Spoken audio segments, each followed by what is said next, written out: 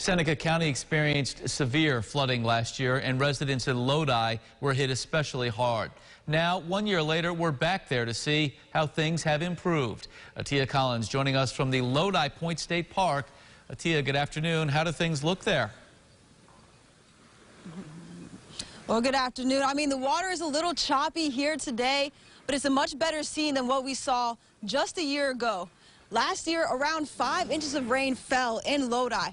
Rescue crews saved more than 60 people from high waters. A curfew was even enacted to keep people safe at night. Multiple shelters opened up around the county, and community leaders even called on the state for help. Now, the Federal Emergency Management Agency did send over $600,000 of public assistance to the area. And today, we're seeing where did that money go? Reporting in Lodi for News 8, I'm Atia Collins. Back to you. All right, Atia, quite a different scene 1 year later. Thank you. Today, we're hoping to hear from the town supervisor to see where that federal money went, and we'll bring that to you later on News 8.